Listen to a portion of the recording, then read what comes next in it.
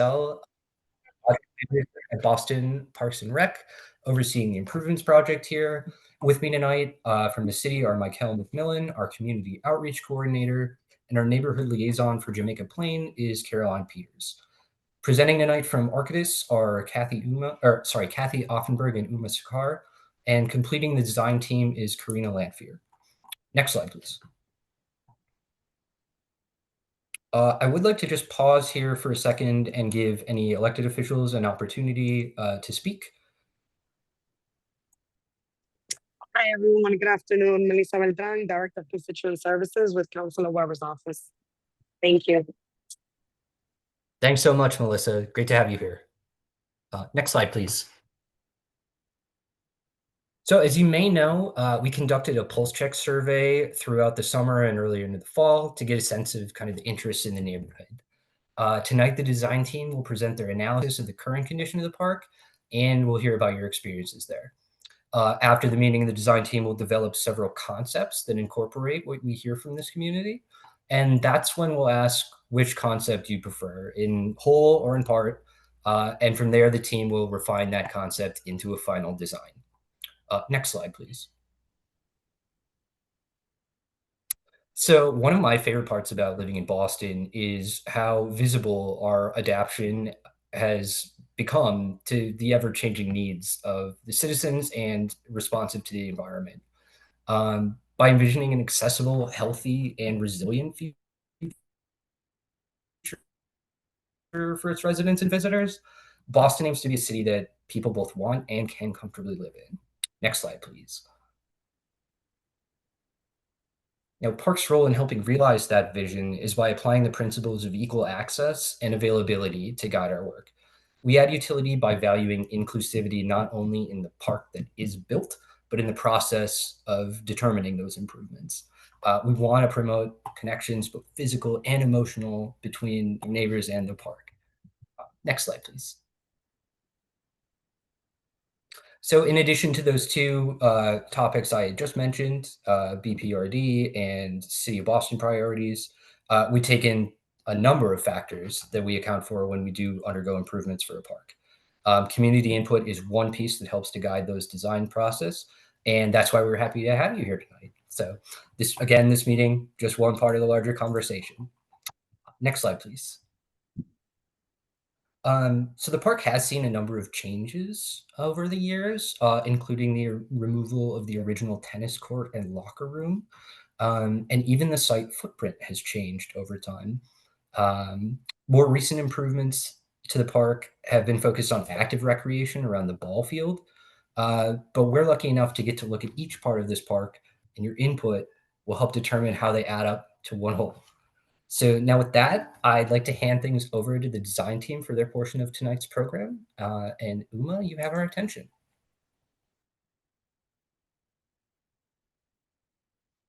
Thank you, Max. Again, I know Max already introduced us, but I'd just like to, this Kathy Offenberg, principal at Arcadis, and Karina Lanfear, and me. So the three of us together, we're the design team, and we will be involved throughout the process.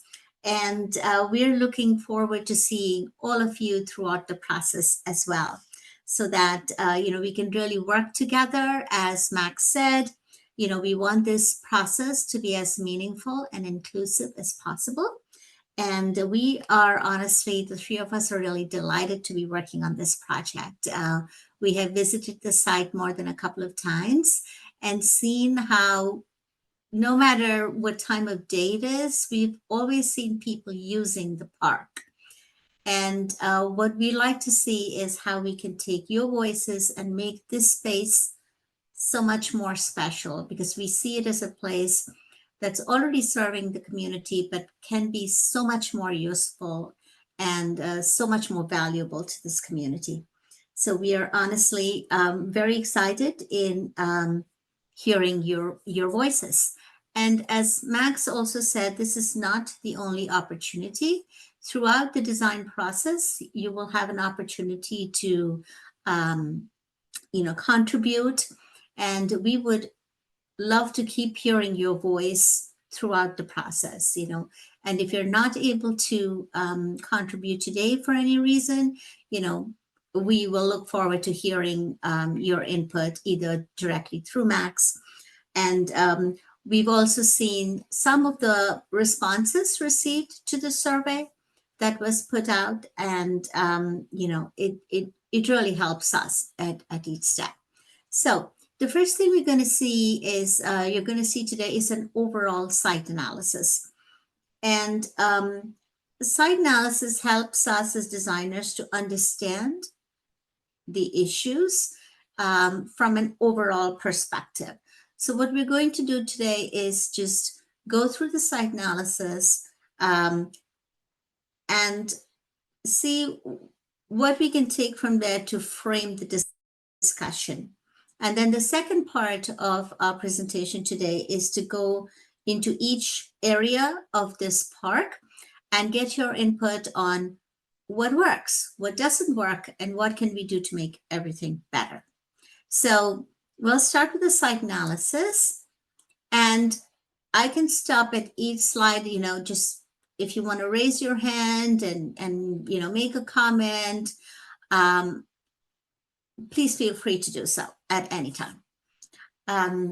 So this is an aerial of the area, and out here at the center of the slide in a big circle, blue circle, is Jefferson Playground.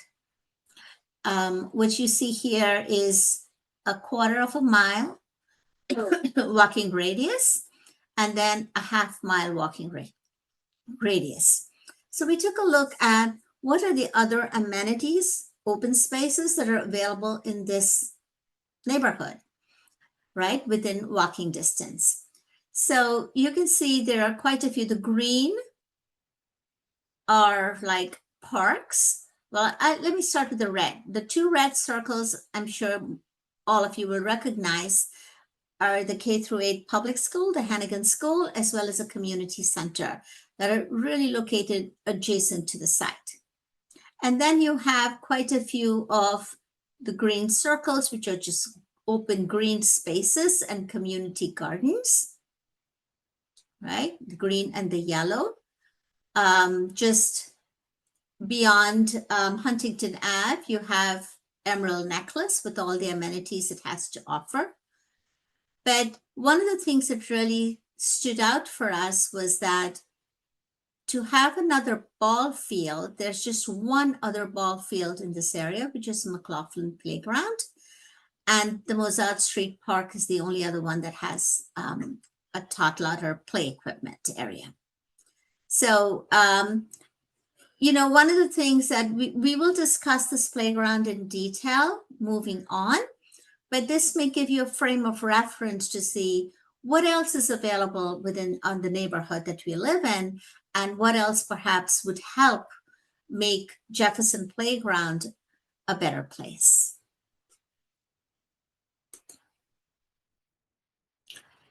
So this is taking a greater look at some of those spaces that we saw within a 1/4 mile radius. The Nero Rock Urban Wild, of course, is the one that's most close, the closest to Jefferson Playground. You access it through Jefferson Playground. And we understand that this is a space that is used by the students of the Hannigan School to study, in terms of there's an orchard and there's an open meadow. And so this is a place that's already actively used by the school. There are a couple of community gardens in the area, as well as the Hayden Street Stairway, which forms a link of a walking trail. And then within the 1/2 mile radius, you have even more community gardens. You also have the Mozart Street Park, which we referred to earlier, which has a basketball court similar to the Jefferson Playground. And then you have playground splash pad. And then the McLaughlin Playground, which has softball field, a playground, basketball courts, and so on. And the Emerald Necklace with all the amenities that has to offer. Can I move on, or is there anything that I may have missed about your neighborhood that you would like to add?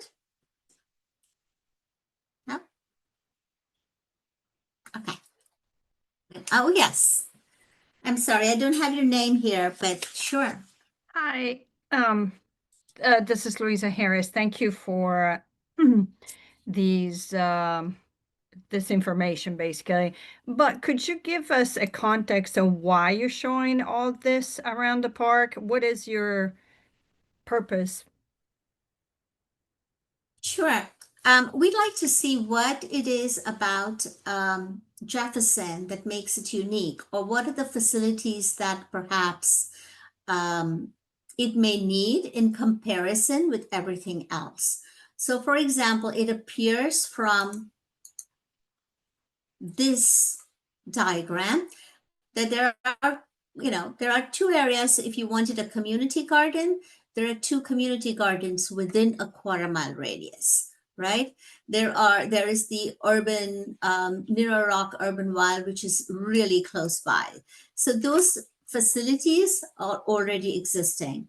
But whereas if you wanted a playground in terms of a play equipment for young children, you would have to be, go all the way to Mozart Street Park. That's your only other option within this neighborhood. Does that make sense? Uma, I would like it if we could kind of continue moving through the presentation. I think a lot of this will become clearer as we get through. Right now, we're just trying to take you into the park itself. Okay. And so shown in the red dashed outline is Jefferson Playground. And here is the school and the community center. And, we have seen every time we've been there now, we have seen young children using the playground, the play equipment and the playground area in this, at Jefferson Playground. Okay. So here is the existing program. This is what currently exists in within the playground. What you see in the red dashed line is the project site area. So this is the area that we will be looking at over the next few months. You have the baseball field and the batting cage, the basketball court here, the play area, and of course the entry plaza. There is some parking out, and that is outside our project scope as of now, the parking, and your connection to the Nira Rock Urban Wild, which is out here. Hannigan School Community Center, that are the neighbors, and on this side is the U.S. Veterans Affairs admin. In the second part of this presentation, we'll go through each of these areas in detail. So, and we can look at, what are the improvements or what's working, what's not working in each of these areas. And here is a diagram that shows the existing circulation. You have the public sidewalk focusing primarily on pedestrian movement. Parking, as we said, is here. You have the public sidewalk shown in green, and the main access into the park out here through the entry plaza and leading on to the Nira Urban Wild. There are two more entries into the park, and our understanding from reading the survey responses is that this path, although it is unpaved, is an important path for the community. And sure enough, every time we've been there, we've seen somebody using this pathway.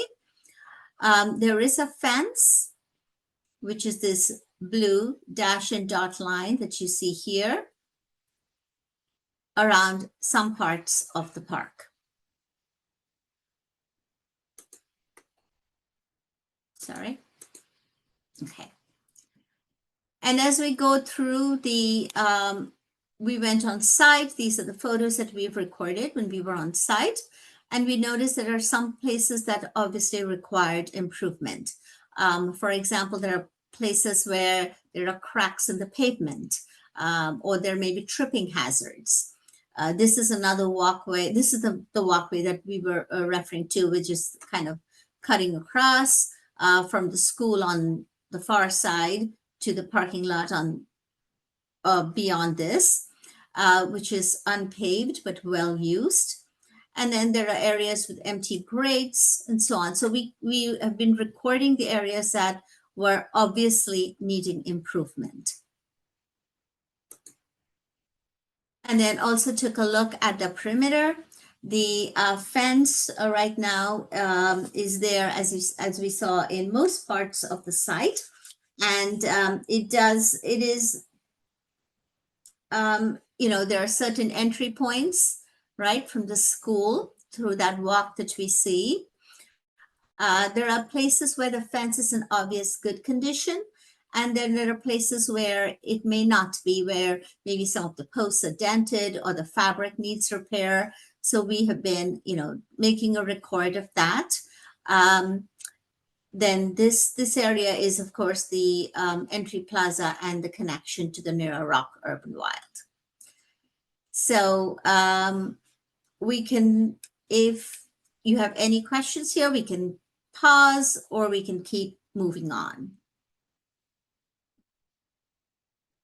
Let's hold questions until the end, please. Okay, all righty, fine. And then existing trees. We understand that the tree canopy is, of course, an important resource for the community, for the city, and we have engaged, an arborist has been engaged to study these trees in detail. We actually just got the report today, and so we'll be reviewing it.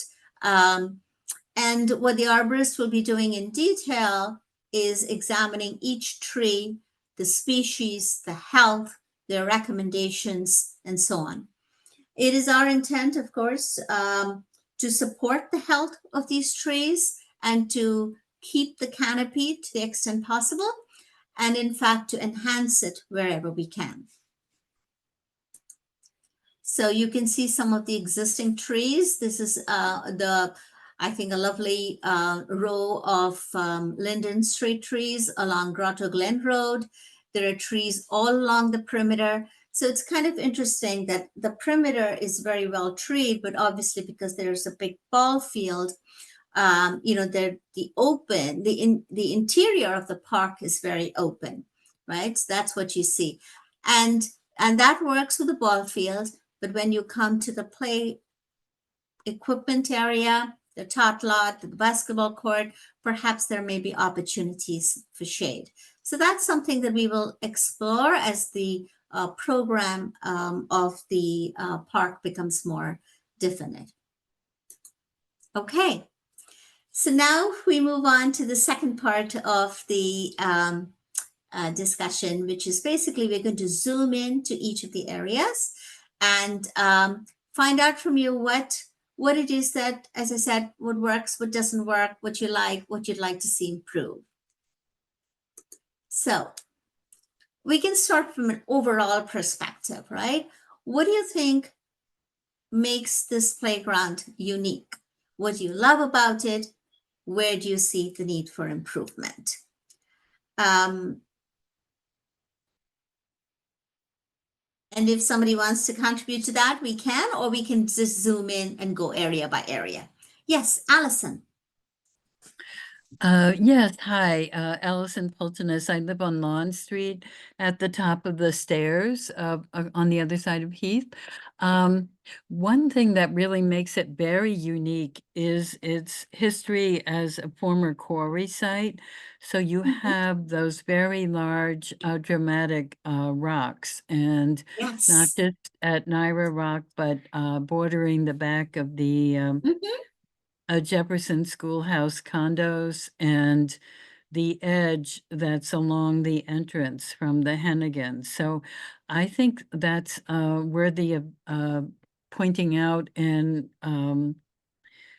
bringing that more into focus. So some of those rocks, it's hard to see, but I think rock climbing also has been something that people have pursued actually at the park.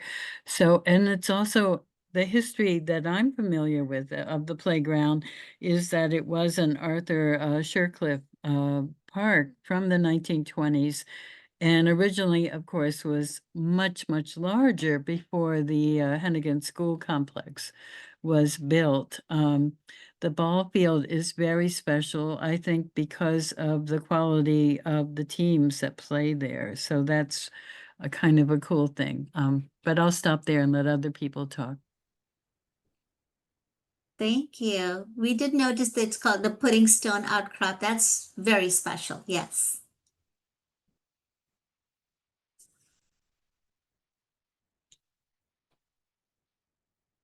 Anyone else?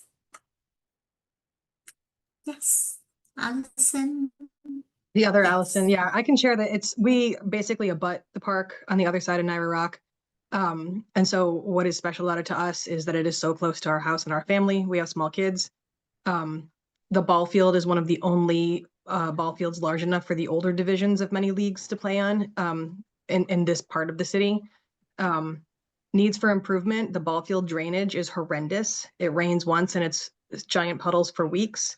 The playground structure, I think that timeline you showed, 1974, is one sad climber that I describe as too big for little kids and too little for big kids. And when we see the playground improvements around the city, I've been waiting for years to hopefully see something that's modern playground equipment go in. So yeah, those are my initial thoughts. Yeah, Allison, if I could respond to that. Boston Parks is always interested in extending playing time on the fields. And we are aware that the surface condition right now, the drainage is really poor. Another thing that we will be exploring, or not exploring, but we will be replacing the field lights. Those need updating. I think in regards to the play area, that's something we'll be coming to, but you are absolutely right. Typically, the way we design play areas now are with clear delineations between age groups. And right now, we just have one single net climber, and it's very confusing as to who's meant to be using it when.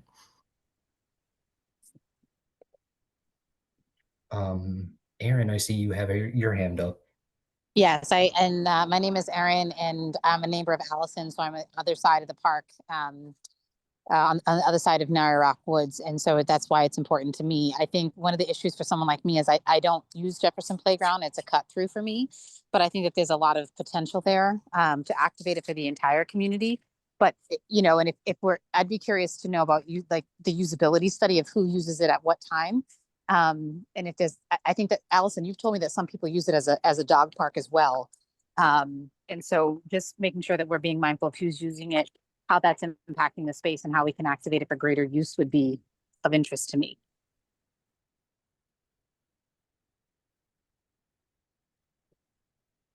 Great. Uma, why don't we move on to the individual areas and maybe we can come back to this kind of larger conversation. Okay, there is just one more hand up, Max.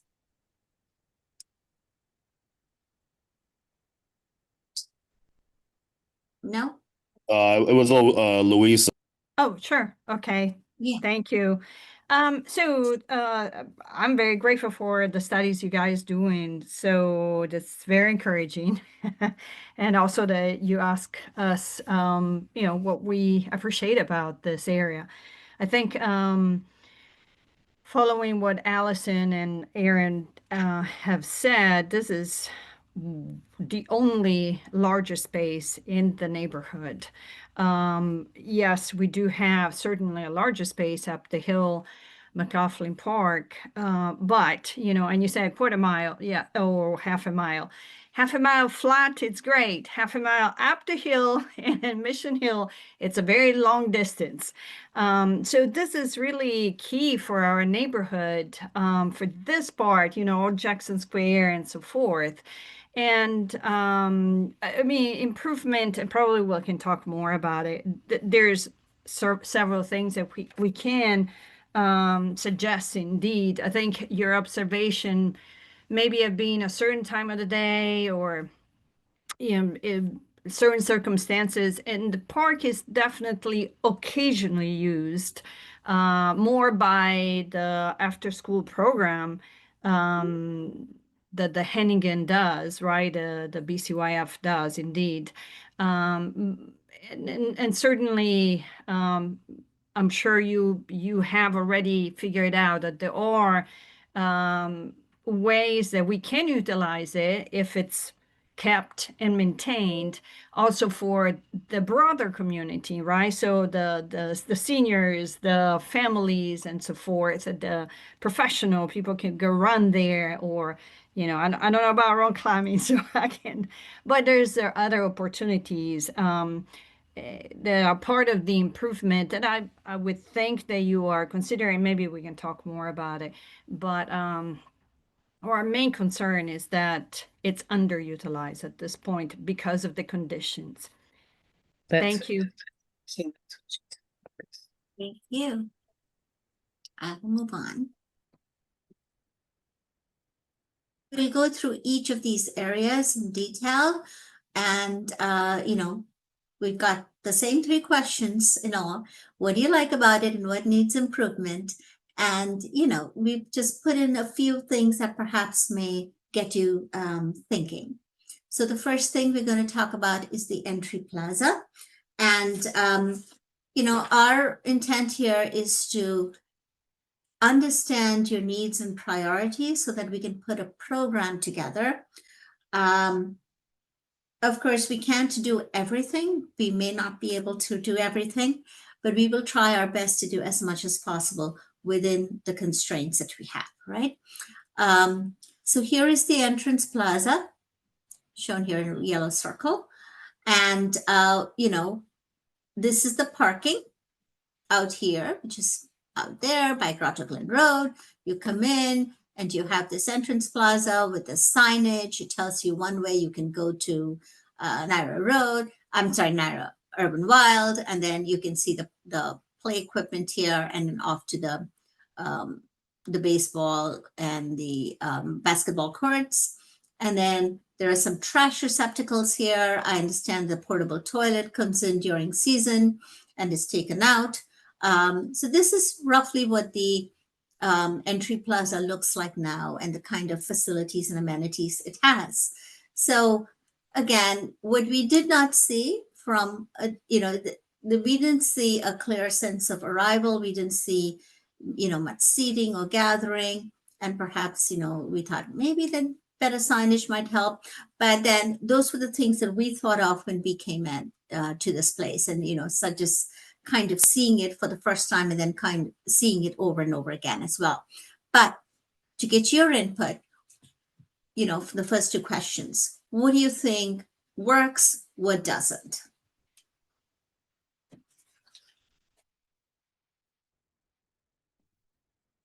Yes, Allison.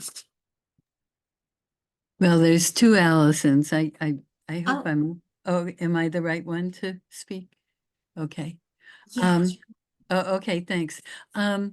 Well, I think your point is good. It's not clear where the entries are, but my focus would be the entrance from Heath Street, and I don't see that in these images, but the walkway is the unpaved walkway, and it is asphalt coming down from Heath Street. The asphalt stops at the park boundary, I guess, and Yeah. there's a very steep curve there, and so it's not an accessible path. But I guess because it's the outfield of the ball field, that pathway does have to remain unpaved. But I think access and signs make a lot of sense. I know it's also neighbors have talked about the lack of lighting on that area coming from between the Hennigan Gym towards the park. And so there's a safety issue as well as a lack of signs that would invite you in. The entrance that is closer to the Hennigan School parking lot and Day Street, which is also not in your pictures, is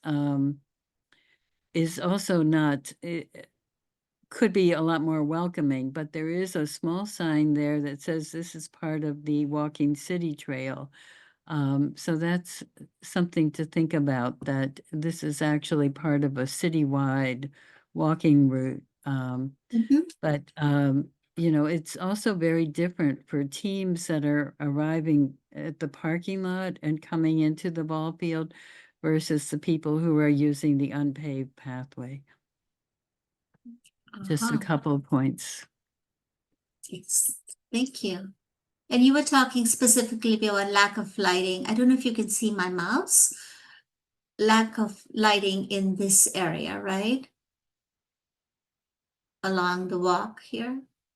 The lighting is more, there used to be a light that was actually on the swimming pool building that lit up Okay. the paved park. So I assume that's school property, not park property, but the light is not in operation anymore. Okay. Understood. Thank you. Luisa, if I have your name right? Yes, thank you. Thank you so much. So I'm not sure about the parking lot that you are pointing out on the picture.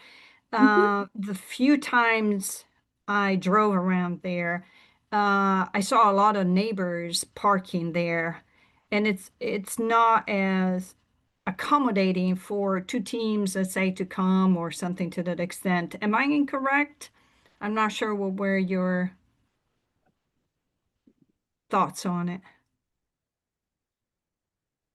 On the parking? Yes. Max, is that something you would know about? I will, excuse me, let me start my video here. Yeah. I will say I don't think we had any intention of like expanding the parking area here. I know one issue that maintenance frequently has is when school is in session, a lot of cars will park on either side of the street, and they usually have trouble getting their trucks into the park.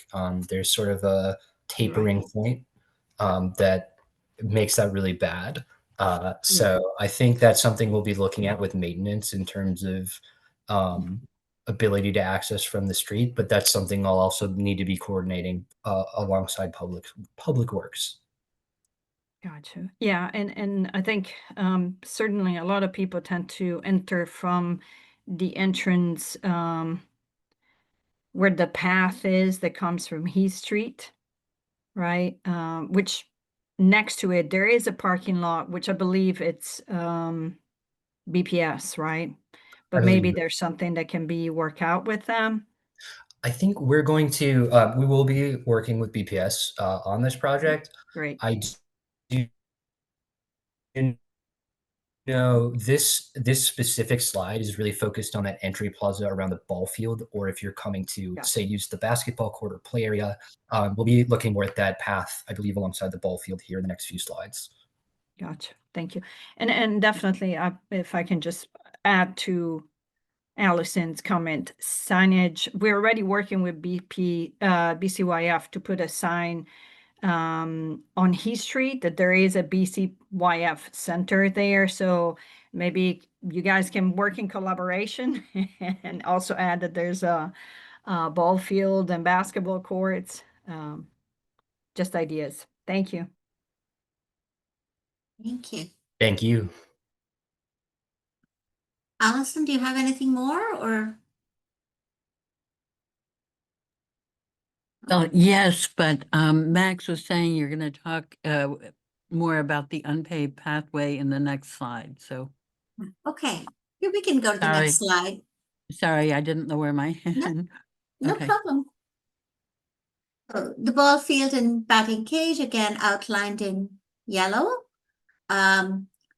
I forget who mentioned it, but then as you said, someone here said, this is the only ball field in this area, and that you have got to go uphill to McLaughlin Playground for the other ball field. So the ball field is obviously very important as a community resource, and well, we are well aware of the fact that it does flood. Kathy was there, in fact, about 10 days ago, last Monday. It was pouring rain to help the arborists, and the park was flooded.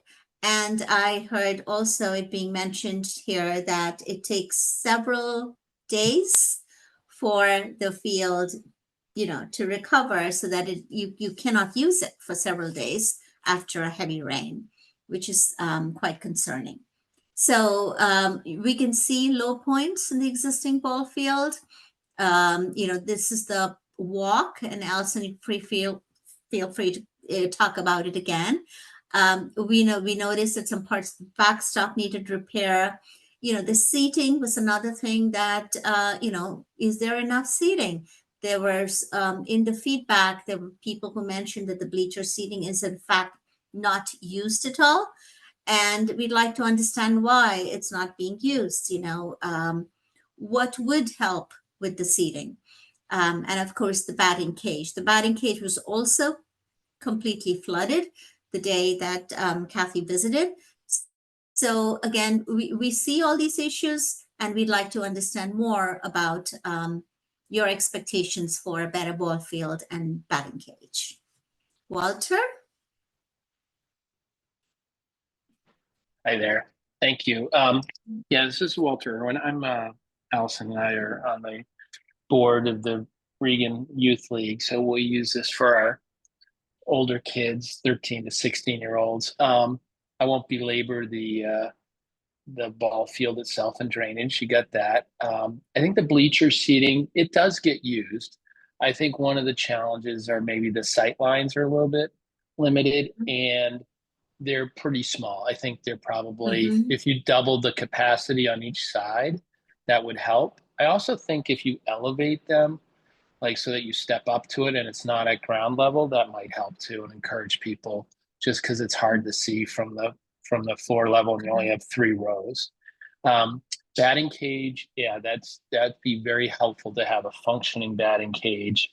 It just allows for coaches. You could even have 2 teams at one point in time practicing on the same field. We are challenged with field space, so having that as a functioning place for kids to do some drills and stuff would be helpful.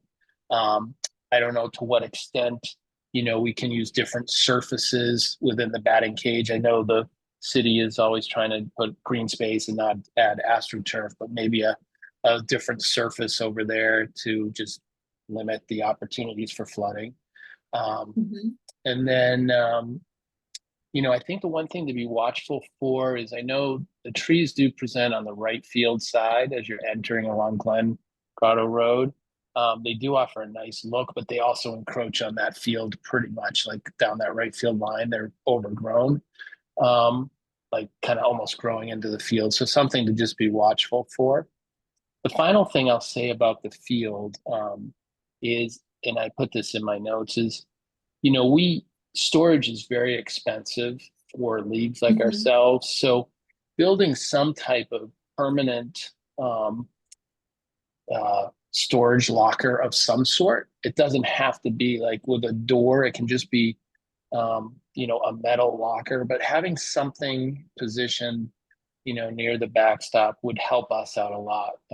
That's secure, that maybe has a combination lock, that when you get the permit for the field, you'd have the combination, and maybe it's got 2 or 3 different sections in that. So if there was some other leagues or something doing it, but that would be really helpful to us and actually help cut down on some of our expenses that we incur, plus ease of use and moving stuff around would be great. So Allison, I don't know if there's anything else that you wanted to reference, but that's from a baseball perspective, and the lighting would be great for sure. And I understand, I didn't realize the pathway, that's not a problem. Having a pathway that goes through, that's almost like a warning track in some ways, is totally fine. And I think pausing play for people to walk, or maybe making the signage so people know that baseball's in play to be watchful of it might be good, but that's not a problem at all. Thank you so much. Could I just ask a few clarifying questions before we move on?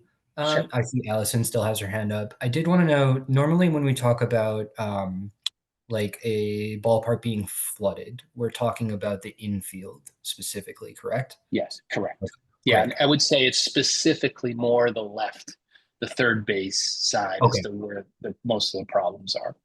Okay, thank you for that. And I did notice when we were on site, there was a small, it's just to the right of the Yeah, photo. that's ours. That's That's ours. yours? Okay, Yeah. great. I just wanted to make sure that was accounted for. Thank you. Yeah, that's what we do in lieu of that, is just put a small like equipment box there to put, you put the bases and all that in there. Yeah. But to have, so that would be great if there was something permanent that we would have to purchase and that was a little bit more secure. We don't run into too Permit many issues. records of this field that could hopefully use a larger Yeah.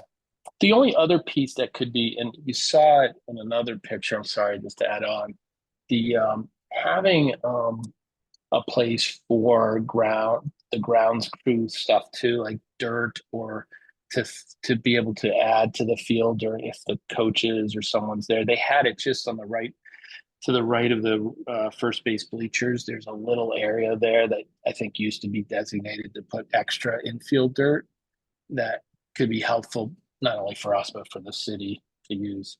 But that's been pretty sparse over the last few years.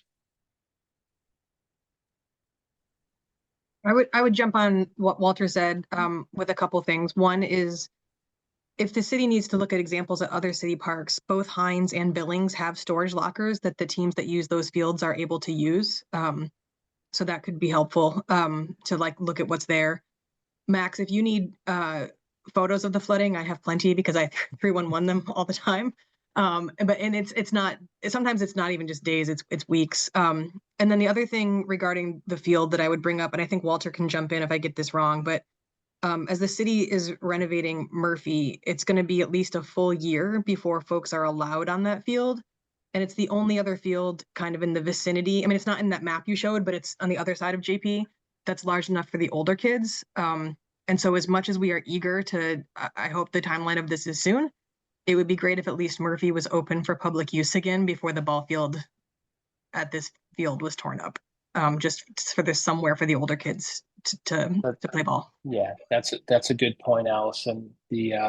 My understanding is I think they planted sod at Murphy, so it's going to be available for spring of 26. But having the synchronization of those two, we would be really in a tough spot if we didn't have one of those two fields ready for use in April of 26. We really try to avoid taking those things offline at the same time. I will speak to the project manager about Murphy tomorrow when I see her. Yeah, but I think it's going to be online for spring of 26. Yeah, great. Thank you. Thanks. May I ask another question? I know this is primarily a baseball field, but when we were there, we saw kids playing soccer. Do you see programming for other sports? I don't. The only I don't, from my vantage point. The only thing that I do see there is a lot of college age kids who would try to play cricket before we were playing baseball. There's a lot of cricket. There's a lot of cricket on weekend mornings and some weekday evenings. Okay. And also, yes, there definitely BCYF is planning different activities as well. So. And just to add to that, the Hennigan After School does a soccer program there. Right. Monday through Friday after school. Yeah. Yeah. So as we think about alternate uses, which is great, I would just like to put in that I think it's got some nice space in left field, just to try to design something that doesn't have activity over the infield would be great. If that makes sense. If it's helpful, my understanding is the Hennigan is just a K through 5 or K through 6 now. The middle schoolers did leave. So the soccer I've seen there is very very low scale. It's they do not use the full outfield at all. Yeah, it's like having a U10 type of field, which is, I don't know the exact dimensions of that, but that might be a nice thing to incorporate into left field. Correct. Thank you. Thank you. Anything else on this? Okay. The only other thing, I'm sorry, just it's No, more, no, it's go probably ahead. it's probably broader than ball field and batting cage, but there may be existing water fountains. I've been impressed in certain parts of the city and certain parks where they've been adding in the LK water fountains, or the 3 versions that they have at the Arboretum are phenomenal, which you can have your dog drink out of the bottom. You can have someone use a traditional bubbler, or you can fill your water. Um, having something like that, maybe the center area, the backstop, or defining things would be super helpful too. I don't know if something exists over by the basketball court or not. I never got over there. Thank you. Hydration station would be awesome. Mhm. I'm gonna have to jump off now, but I really appreciate, Max, everything you guys are doing and seeking us, and the Regan League as well is more than welcome to join you at other points in time during the conversation. And Allison may be able to stay on too, but I'm gonna have to jump off. Thank you. Fantastic. Thanks, Walter. I hope we'll be in touch soon. Okay, take care. Uma, if I may just add, I don't know, may come up later, but I think one of the things that I heard is that there's no way to know who is using the field. So some people suggested to have a signage where people can go and see, hey, I don't know, I want to bring my team, or I want to use this field for whatever. And so there's a reference of a number of website or something where a schedule can be seen. I'm not familiar, so I cannot give you good options, but I'm sure you guys have it maybe at other parks.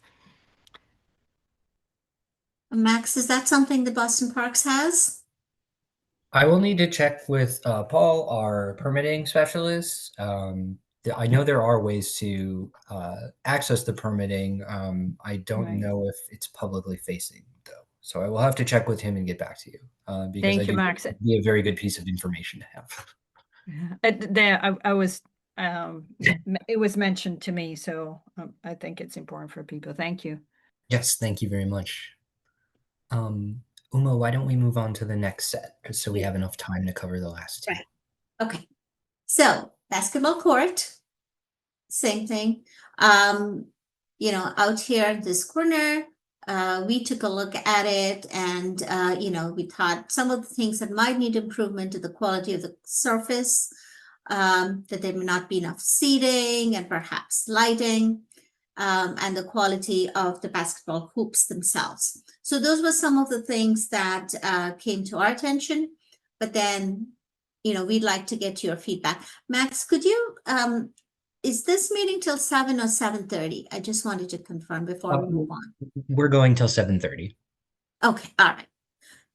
So, you can see some images of the court, of the kind of pavement it has now, the standards and the lighting, as well as the very minimal seating on one side of the court, really between the court on the side, and what you don't see is the batting cage on the other. So, yes, thoughts on the basketball court?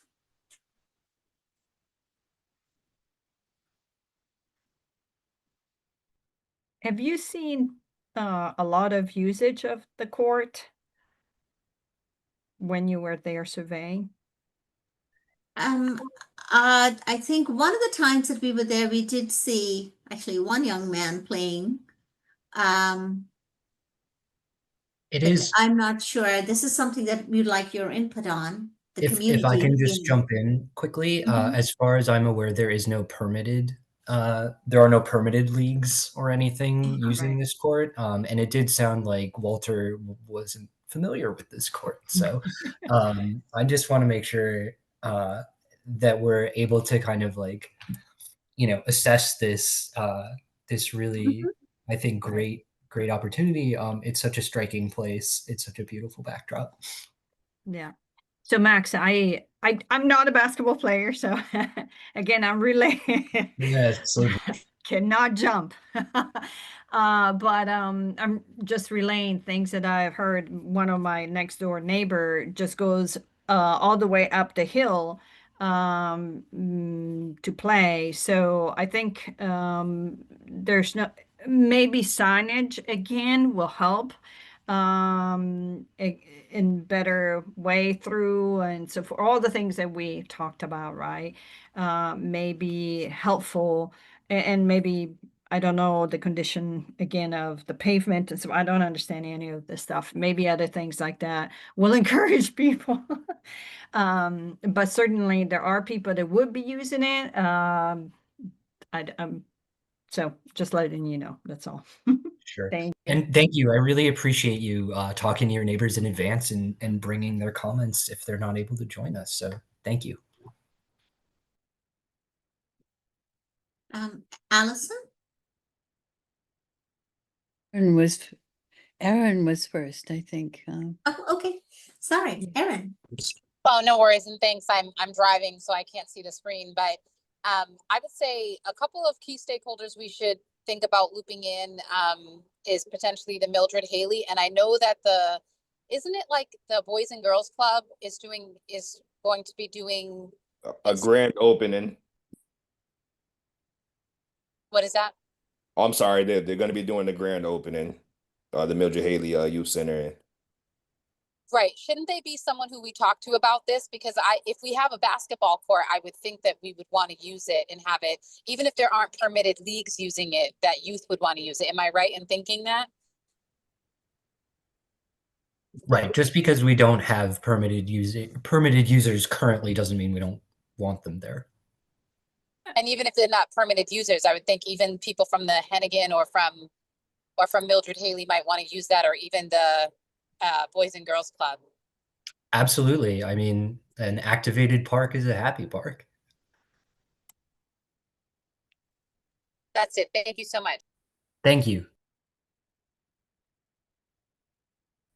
Hi. So I was just going to add that definitely my family's used it to play, and some of my neighbors, but it's a much more informal kind of play than seeing a lot of people playing at once like you do at McLaughlin. So either because there's no fences around it, so the balls roll away, or I'm not even sure if the size is regulation size. But it just seems like it's a more informal court for individual practice, like your photo, almost, which is not a bad thing. But and people like having courts. They don't, I wouldn't take it away. Mhm. And Allison, I believe you were referring to the pudding stone outcrop Right, in right, this area? Yeah. right. So I think you can see it, right, in this photograph somewhat. Yeah, it's at the back of the building. Yeah. Yeah. Mhm. Okay. And another thing is the small slope over there. People have used it for sledding. So that's another activity that occasionally happens, even because we don't even get much snow anymore, but it is having small hills is good. Going back to the conversation about the playground equipment, are you going to have a slide about Yes. that as well? Yes. Okay, good. And we can move right on to that if there are no more comments. Okay. All right. Uma, just one more thing, even for Max and you to know. One other conversation I had also was with the Native American Association down the street.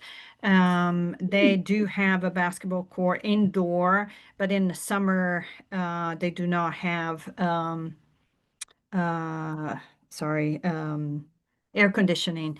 And therefore, when I mentioned the park, because they weren't even aware of this park, although they're right down the street, they were very happy to know it. So I think signage and publicity that you're reopening and so forth, like we will be doing with BCYF, I think is going to be key for the community to learn to use it. Excellent. Thank you. So it sounds like signage would be a really important part, especially at the entry points, right? That's what I'm getting. Correct. Thank you. Okay. All right, I'm sorry, I went in the wrong direction. All right, so Max was mentioning about how we design playgrounds nowadays, right? We are careful about what age group we're catering to. We make sure that it's all like, when it's 0 to 2-year-old, we have equipment that caters to that, to, for their growth and for their physical abilities.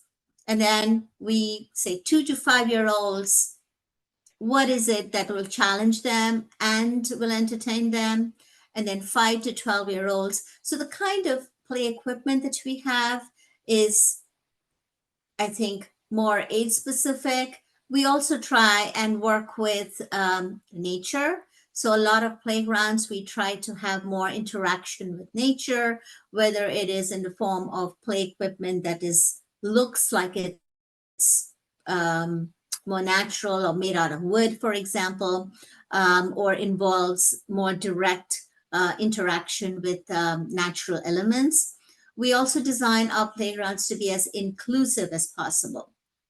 So these kind of swings that perhaps even someone who is physically challenged can get onto. We have so the kind of playgrounds and the kind of play equipment that you see nowadays is varied. It encourages collaborative play. It encourages interactive play, and so it's quite different from what you see in the playground here at Jefferson Play, which is this kind of climbing rope equipment, which as it stands now is unsafe to use, also because the rope equipment has kind of worn off and there are exposed cables. So it's a little bit dangerous to use. You know, that's one thing, and it's kind of not quite sure for what age this was. There are some age groups I think that would find this interesting, but clearly it's a much smaller age group. And it was interesting because we did see the first day we were there, well, one of the days we were there was there's a bunch of, I think they were not quite an after school program. There might have been some camp because it was during summer and they were tiny little kids and they were all kind of sitting on various parts of this rope. They obviously couldn't climb it, they were little. So it looks like this place needs to cater to more varied age groups than it does right now. There's also not too much seating. This is the only seating that is there. The nice thing, though, is that there are some trees that provide shade, at least at certain times of the day, maybe not all. So that, I think, is a great aspect of this area. And this is something that we'd like to talk about, too, is lack of enclosure. The cul-de-sac seems like it is quite, on which this playground is located, is pretty quiet. But then, is there a desire to have some kind of a protective barrier so that children don't just run away? That is something that we've encountered in other playgrounds, so we'd like to see your thoughts on that. So what do you like about this play area? What do you think needs improvement? And any other thoughts? These are just a few that came to our mind, but then we would like to hear from you. And we'd also like to see how this complements, what's already there at Hannigan. So yes, sorry, go ahead, Allison. Yeah, I mean, I think honestly, anything would be better than what is there. I think that I would hate to see, there's now currently kind of a natural flow from the Jefferson playground to Naira Rock, and I wouldn't want to see that cut off by like a fencing situation. I think there's a lot of currently unused real estate between where the play structure is and where the basketball court is. Like there's quite a lot of room where things could go. We are probably the people that folks have seen sledding there. So, sacrificing the little hill would not be great, but maybe building into it and, finding something that could work. The Hannigan school does have a playground. It is small. it is not really age appropriate for a lot of the kids that are at the school there either. It's clearly dated. A lot of it is high hanging climbing structures that would be hard even for the oldest kids to use.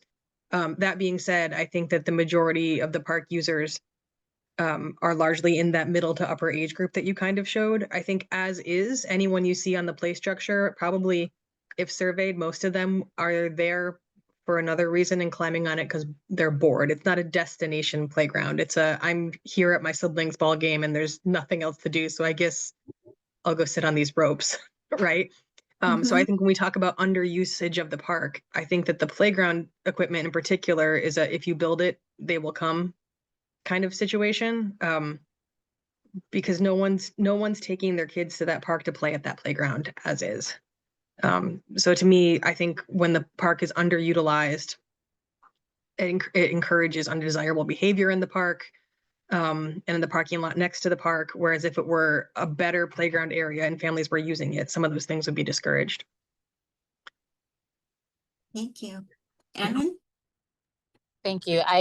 And this is from looking at this as even I've heard anecdotally that people, we're saying this is a playground and for kids, but I've heard that even adults and, you know, other people are using this park. Is it appropriate to think about using that outdoor gym equipment that you see in Europe in these parks? Do you know what I'm talking about, Uma? Where they're basically like, Yes. there's like pull-ups and all of that. They have the Yes, at the yes. pond. Could we do something like that here? We could look into it, but I know what you mean. Yes, we have done that in other areas, so I'm very familiar with that. I think, excuse me, this all ties into kind of the idea of like childhood development too, right? Like we need separate structures for those areas, 2 to 5, because they're learning different social and physical responses than the 5 to 12-year-olds. What else was I going to say? Sorry, I lost my train of thought. I also am aware that though there are shade trees kind of to the east of the play structure, that area between the VA and the play area can get very, very warm in the summertime. So I think expanding tree canopy here or trying to find a way to make this more comfortable, not only to have children play, but to,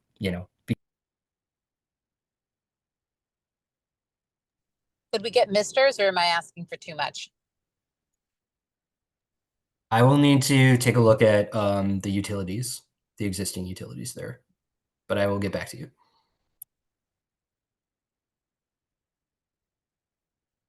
Awesome. Thank you. Yeah. Hi. Well, it really doesn't seem like a playground to me at all. It's almost more like an art object in the park. And so I think the intention, I remember when they installed this, it was um, it was definitely an afterthought. I don't think they were thinking about designing playgrounds for kids. So I think if you really get engaged with more family, want to talk about the need for what age group is appropriate, makes sense because I think our small group really isn't about this, but definitely swings. Everyone loves swings, and we don't get them anymore. We just get involve more climbing stuff or plastic things that plastic doesn't really seem to fit this park. It's because there are so many natural elements between the rocks and the trees and the hills there. And I wouldn't vote for enclosures. It feels like you want some openness here because of people transitioning both between watching a game and possibly use the playground going back and forth. It seems like it would a place that flows better would be more fun. But honestly, it doesn't really seem like a playground at all right now. Just an art object, which I think when you take it down, maybe someone else will want it for that purpose. Thank you. Thank you. Yeah. Okay.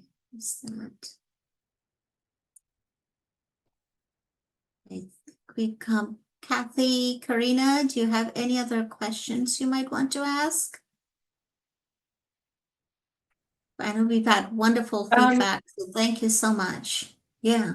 I just had one question for the group regarding like dog owners. When I was there visiting the site, I did see a lot of people walking their dog, and I did see in some of like the survey responses, there were a couple people mentioning thinking about the use of dogs. And so yeah, so I just wanted to get a little bit more information on what the group's thought was on how we can program the space to be more dog friendly.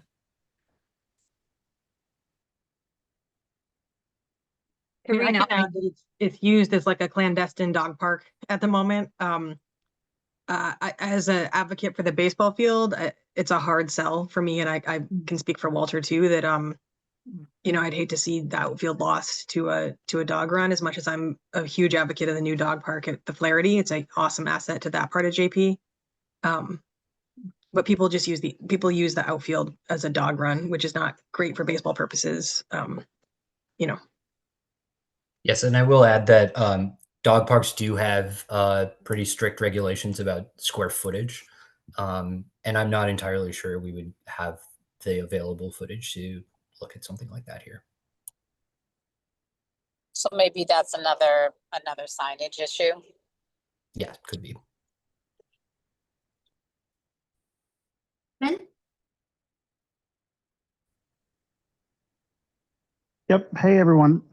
Kevin Betts here. I live near Rock, also 2-minute walk from my house. I've got a young kid who loves playgrounds. He's also very, very fast. He's about 2.5 years old.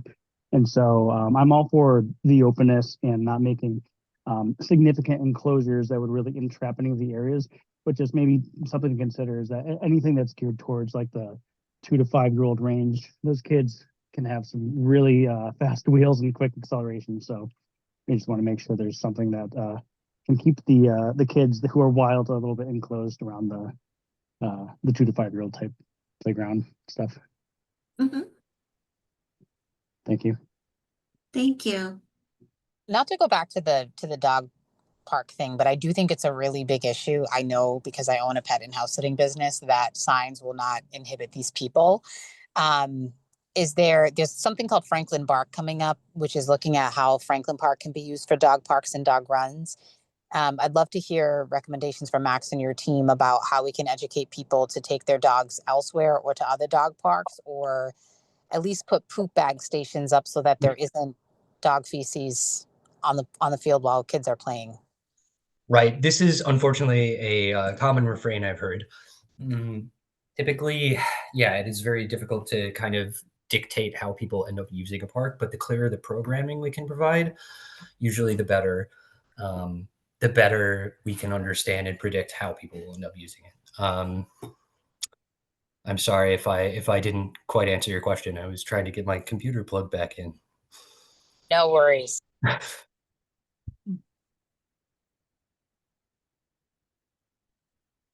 Louisa? Do we have another hand up? Yeah, sure. Yeah, Louisa? Yeah. Thank you, Huma. So a couple of things. And you guys can certainly verify, I'm sure you have data and so forth. Our area has a lot more families with young kids.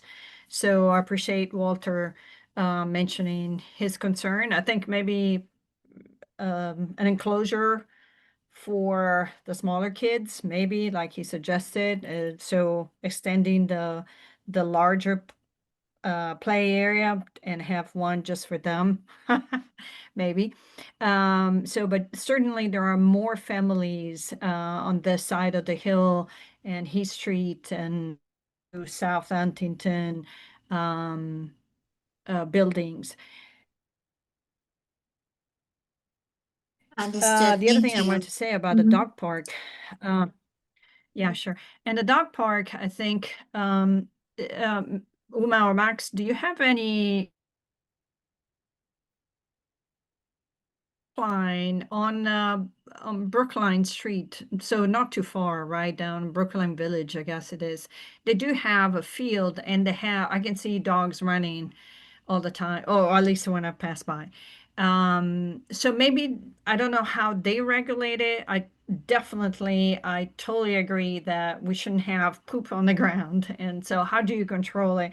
I don't know if they do certain hours, and after that hours, there's someone that goes around and check things out. So when the kids come, it's clean. I don't know, and I'm not sure, again, if that's not possible, it shouldn't be a dog park, unfortunately. There are other ways for people to walk their dogs, I guess. And probably Aaron knows better. So anyway, that's a thought, maybe to check on that park or field on Brookline Ave in Brookline Village. Thank you. If there aren't any more questions, I think we can move on to our last slide of the evening. And I did just want to thank you all for being here. You all have put in some really good insights tonight, and I'm excited to keep moving. This is just the beginning of our community engagement. So very happy to have made these connections tonight. There is a new survey that's available on the project website. If you haven't taken it already, please do so. It will give us a little bit more input. You're kind of allowed to give us some more of your ideas about the park than the first one that was really just trying to capture who's interested. So with that, we're going to adjourn. Thank you all for coming, and I look forward to hearing from you soon. Excuse me, Uma? Yes. Max, there are two more people Allison and Louisa. Oh, I'm so sorry. I'm having trouble seeing everyone's hands. No problem. Yeah. Please. I didn't mean to cut anyone off. Go Okay, ahead. I'll go quick. Just wanted to ask you, Max, how much money is set aside for this project? And I assume some money's already been spent, obviously, for hiring the consultants. And if you were expecting any grant money in Sorry, addition. could you, I missed the first part of your question. Were you asking about the budget? Yes, the budget. How much money is set aside for the project? How much is left from what you've already spent? And are you expecting to get any like land water conservation money or anything else like that? I don't believe there's any grant funding in play at the moment. I'm double checking our project website to see if we have information about the budget. That ought to be publicly available information, and if it is not there, I apologize. I do not have an exact figure off the top of my head and would need to dig around in a few files to get that answer for you, but I would be happy to follow up with you on that. Oh, And to okay, get it thank posted you. on the website as well. Thank you. Yep. So Max and Uma, I have two questions. One is, if you maybe go back a couple of slides, there is an area between the BCYF structure and a wall, I guess, of the condominium that is there, or that construction. Yeah, if you go up a couple of slides, I wonder who is managing that area. It has been kept clean lately, but in the past, people would throw dishwashers and all the garbage and so forth. So I just want to make sure that there's some consideration, because we don't want that to start happening again. Do you know which one I'm right? Okay, so seeing between, it's the little no, go back to one slide. Go back one slide. Yeah, that one at the, yes.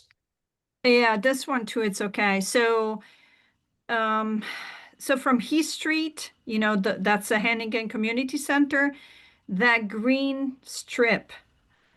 Do you see it? It's on the Anyways, top right. I can help if she goes back to the slide of the aerial view of the whole thing. Yeah. Okay. Yeah. There you go. Yeah. See where the Hennigan Community Center words are, the white box? Yeah, Yep. yeah. Go through the building, but before you hit the parking lot, there's go up. Oh, this one? Like this green no, alleyway No, almost? no. It's not in any of the pictures. Go back to the overview, Okay.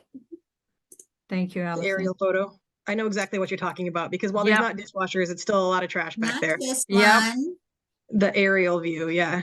The aerial view. Yeah, the plan view. Hmm. So Yes. basically look at left That's- field. If you go straight through left field, do you see where the cars are in the parking lot outside the red Yes. line? There's a strip of land Right past there. the building, right there. This strip right here is Right. just because you can access it from the park, but you can't access it from the road. And Right. so things just get thrown from the road back in Right. there. And it's just like a sad little alley of trash and debris. Yeah, we did notice that when we not Okay, the good. trash, but we noticed that kind of leftover space. And Right. because part of it belongs to BPS, I think it may have just kind of slipped through the jurisdictional cracks. Okay. But that is absolutely on our radar. Okay, good. So, and you know, if it's BPS, we'll work with BPS, but I think, or you guys work with them, but I think since we're talking, might as well, right? Hey, just one quick question. I know we're just about time. At the very beginning, I forget if either you or Uma mentioned that you have that you have some constraints. Would you mind just explaining a little bit more about that in order to help you, basically? I'm sorry, which constraints were you referring to? Are you talking about the kind of bubble slide at the beginning? I'm not I don't remember. It's the very beginning, and in the Yeah. presentation, something was said about we have some constraints, but you know, you're trying to do this Right. project, making it. Right. So I Uma, was if you could go wondering. back a few slides to the four bubbles and the big one. Usually the constraints that I'm referring to are kind of glossed over. There are things that are like safety regulations, both state and federal law. We also have, obviously this input, I'm not sure if constraints are entirely the correct word, but you know, we are guided obviously by safety regulations that we're not going to put in anything intentionally unsafe. There we go. Okay. So, and then if you can back up to the city of Boston priorities, we can look at these two again. So our goals, yeah, you can see here, or city of Boston's goals are really interested about expanding access and equity. And I think that climate resilience one is a really important one because Parks is particularly interested in kind of improving the tree canopy and planning the next succession of tree canopy. And I know people had mentioned kind of a spray pad or something like that. Uma, can you move forward to the Parks? Gotcha. Thank you. I just want to make sure, just in case there's something that we could help you overcome. No, absolutely. You guys have been so phenomenal tonight. I really appreciate it. Thank you all for being here and for providing such great insights. I really look forward to working with you all as we move this project forward. Same here. Thank you. Great. Thank you so Well, with much. that, we'll let you go. Everyone have a good night.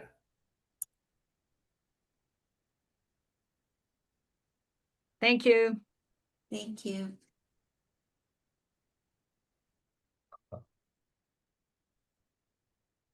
Yeah,